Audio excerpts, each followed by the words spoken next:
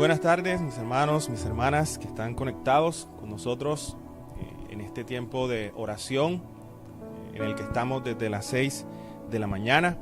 Y ahí donde está, le invito a que pueda compartir este enlace con sus hermanos, con su familia, con sus amigos, y juntos podamos seguir orando y clamando al Señor, arrepintiéndonos de nuestros pecados en humillación y pidiendo la gracia y la misericordia del Señor para nuestras vidas, para la vida de la iglesia, para la vida de nuestra nación. Tome el tiempo para hacerlo, compártalo y podamos juntos orar y clamar a nuestro Señor. Para compartir en este tiempo de reflexión en el que la invitación es al arrepentimiento, en el que el Señor nos está llamando a humillarnos delante de Él y a pedir su misericordia, les quiero invitar a que miremos de qué manera Jesús hizo diferentes llamados al arrepentimiento, de qué manera Jesús nos invitó a acercarnos a Dios, de qué manera Jesús nos invitó a cumplir la misión de Dios como su pueblo. Y quiero invitarles rápidamente para tomar un tiempo para orar y clamar a nuestro Señor al Evangelio según San Marcos, capítulo 11, versículos 15 al 19, un texto que conocemos todos. Les invito a leer la palabra. Llegaron a Jerusalén y entrando Jesús en el templo, comenzó a echar fuera a los que vendían y compraban en el templo. Volcó las mesas de los que cambiaban el dinero y los asientos de los que vendían las palomas, y no permitía que nadie transportara objeto alguno a través del templo. Y les enseñaba diciendo: ¿no está escrito? Mi casa será llamada casa de oración para todas las naciones, pero ustedes la han convertido en una cueva de ladrones. Los principales sacerdotes y los escribas oyeron esto y buscaban cómo destruir a Jesús, pero le temían, pues toda la multitud estaba admirada de su enseñanza. Pero al llegar la noche, Jesús salió de la ciudad. Quiero que miremos rápidamente 3 asuntos importantes en los que Jesús nos invita. Jesús en primera instancia nos invitó a hacer un pare en el camino. En los versículos 15 y 16, Jesús trata de orientar al pueblo y a los que estaban en ese momento en el templo a parar. Ningún lugar era tan importante y más importante para la religión judía que el templo de Jerusalén. Toda la actividad religiosa y hasta comercial se cernía sobre aquel lugar. Jesús llega en días previos a la fiesta más importante de la nación judía, la Pascua. En ella se celebraba la salida de Egipto, en el día en el que el Señor había derrotado al enemigo más importante de Israel.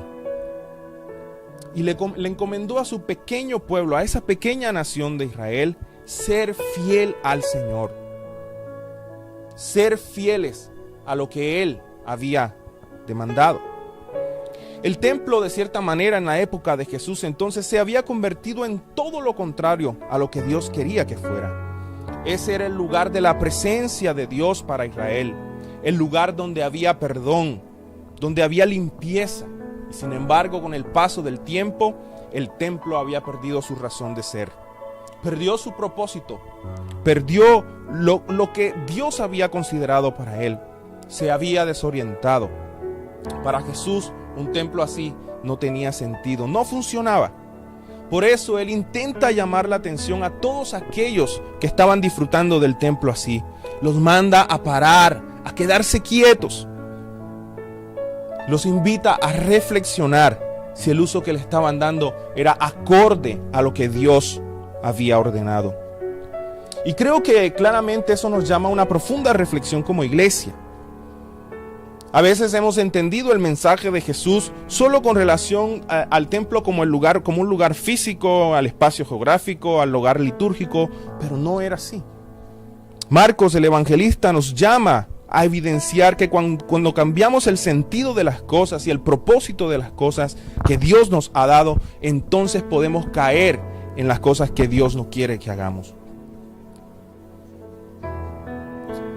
El valor nuestro como iglesia está dado cuando nosotros cumplimos los planes divinos, la misión que el Señor nos había encomendado.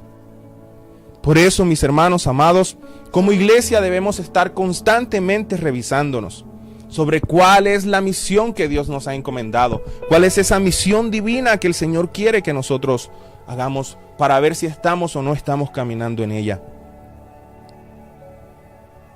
Hoy hemos recibido ese llamado al arrepentimiento, hoy estamos recibiendo ese llamado a la humillación, hoy estamos recibiendo el llamado para cambiar de actitud, para virar hacia el otro lado y mirar cómo responder.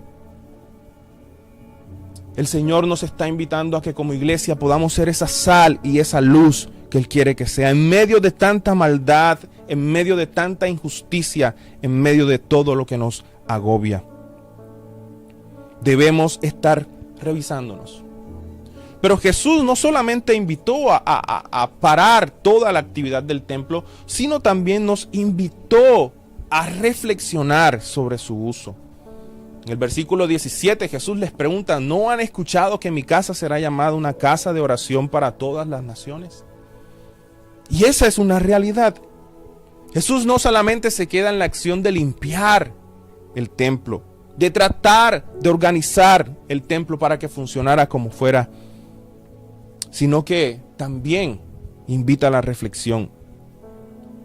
La pregunta que Jesús hace ahí tiene dos matices muy importantes. En primer lugar, Jesús quería un templo más sagrado, más vinculado a la oración y al cambio de la vida de la persona. Y en segundo lugar, quería Jesús también un templo abierto para todas las naciones, no exclusivamente para Israel e incluso no exclusivamente para el liderazgo religioso que se había adueñado y apoderado de él.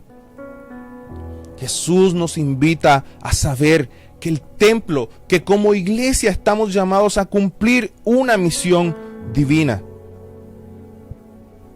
Que como iglesia estamos llamados a predicar y compartir el evangelio que cambia y transforma la vida del ser humano. Si esa no es la misión que estamos encarnando, entonces tenemos que revisarnos. Tenemos que buscar la manera en que Dios cumpla su misión a través de la iglesia del Señor. Yo creo que en el evangelio siempre, amados hermanos, hay un llamado a la revisión continua de nuestra vida como iglesias. Siempre. A veces cuando decimos iglesias pensamos que estamos hablando con el lugar geográfico, ¿no? A veces pensamos que estamos hablando en términos generales como si no fuera con nosotros. Por eso el evangelio nos llama a revisarnos, a saber si somos o no, si cumplimos la misión de Dios o no. Pero también es bueno preguntarnos como iglesia, ¿cómo nos ven los demás? ¿Qué dicen de la iglesia en nuestro país hoy? ¿Qué dicen de la iglesia en Colombia? ¿Qué piensa la gente de la iglesia? Algunos dirán quizá, bueno, la iglesia es una nueva fuerza política, como hace algunos años la tildaron. Otros ni les va ni les viene. Otros dirán que falta mucha más presencia en las realidades del país. Pero, ¿cómo miramos hacia nosotros mismos? Hoy en esta jornada de oración nos han estado invitando a una revisión de nosotros como iglesia. A confesar nuestros pecados. A confesar lo que no hemos hecho bien. A confesar que hemos dejado de cumplir con la misión de Dios.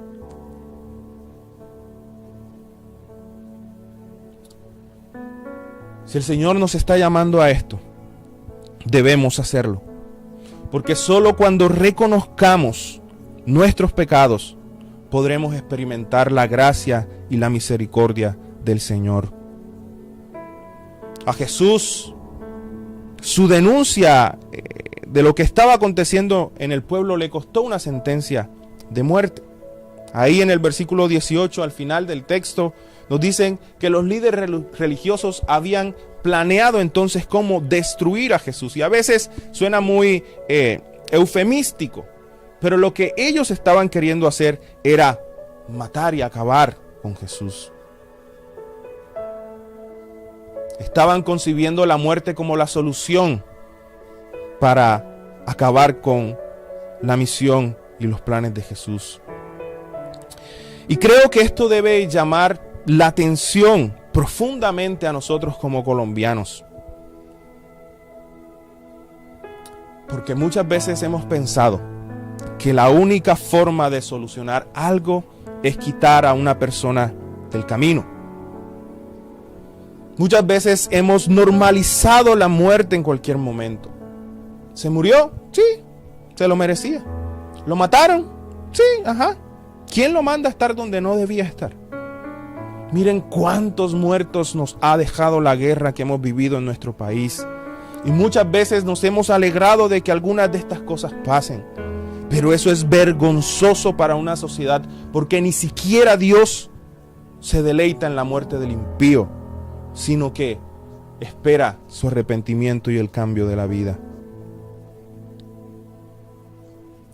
En la actualidad hemos visto muchas publicaciones, incluso de creyentes, que si tal persona no existiera, entonces todo sería una felicidad. Que si tal persona no existiera, entonces nuestros problemas desaparecerían. ¿Por qué pensamos de esa manera? ¿Por qué hemos llegado a pensar así?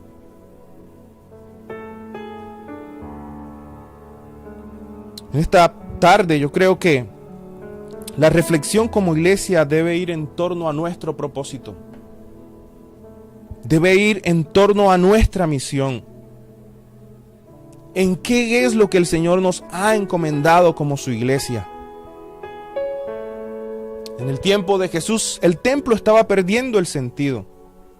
Por eso Jesús intenta orientar a sus discípulos y decirles que el propósito de seguir a Jesús, el propósito de seguir su camino es encarnar lo que Él vino a enseñarnos.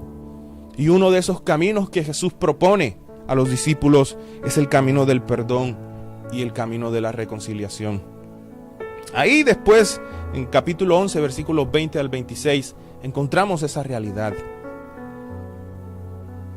Si la iglesia no es el agente del perdón en medio de nuestra realidad, entonces podemos comenzar a perder nuestra razón, nuestro sabor. Hemos comenzado a perder esa sal y esa luz que el Señor quiere que seamos.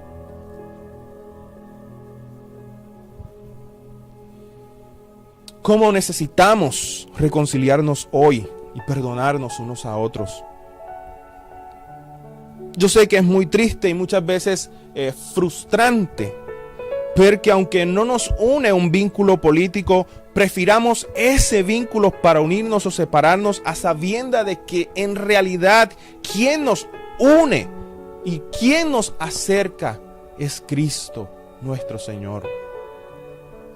Él es quien realmente nos une. Y nos une cuando nosotros encarnamos ese mensaje y esa tarea que Él nos encomendó. La Biblia por todas partes está llena de perdón. Por todas partes está llena de reconciliación. El Señor ha encargado a su iglesia esa tarea y en nuestro país es una realidad que necesitamos encarnar como pueblo de Dios. Arrepentirnos y pedirle al Señor que nos perdone porque no lo hemos hecho. Y asumir entonces esas actitudes, esos cambios y esas acciones que nos lleven a ser agentes de perdón y reconciliación. ¿Cómo vivimos en este tiempo en nuestro país? ¿Cómo vivimos nuestra realidad? La iglesia está llamada a cumplir esa misión que el Señor nos ha encomendado. Y quiero entonces que oremos. Oremos pidiendo a nuestro Señor que nos perdone, que nos ayude a encarnar esa tarea de ser agentes de reconciliación y de perdón en medio de una sociedad que tanto lo necesita. Señor, en esta tarde estamos delante de ti. Hemos estado en este día humillándonos delante de ti, reconociendo nuestros pecados, reconociendo nuestras faltas, reconociendo que hemos pecado contra ti como iglesia, Señor. Hoy venimos con un corazón abierto, con un corazón rasgado, como dice el profeta Joel, delante de ti, humillados, reconociendo, Señor, que en muchas ocasiones no hemos encarnado la tarea del perdón y de la reconciliación en nuestro país. Pedimos perdón, Señor, porque solo cuando pidamos perdón y reconozcamos nuestras faltas, podremos experimentar la misericordia de Dios. Esa misericordia que se concretiza, que se hace presente y real cuando perdonamos, cuando nos reconciliamos, cuando podemos ver a los ojos a nuestro hermano y pedirle perdón y acercarnos a Él. Porque también estamos dando de la misericordia que hemos recibido. Señor, en esta mañana perdónanos porque muchas veces hemos visto la muerte como algo normal. Perdónanos porque muchas veces hemos preferido la muerte en vez de la vida. Y tú, mi Señor, eres el Dios de la vida. Tú eres el Dios que da vida, que cambia y que transforma.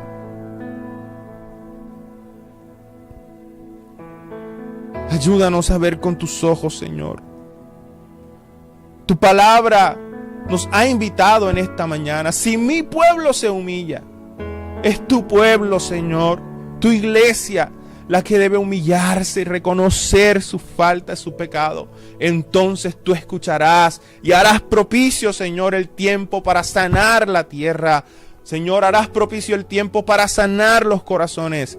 Y harás propicio el tiempo, Señor, para bendecir a tu pueblo, para bendecir a esta nación, Señor. Ayúdanos, Padre. Ayúdanos. Porque solo tú puedes colocar en nuestros corazones ese deseo de ser cambiados y transformados. Asumir esa actitud de perdón no es fácil, Señor. No podemos decir que es sencillo. No podemos decir que es fácil. Pero tú que perdonaste lo imperdonable, nos invitas, Señor, a hacerlo también. Tú que sufriste, Señor, la vergüenza, el oprobio.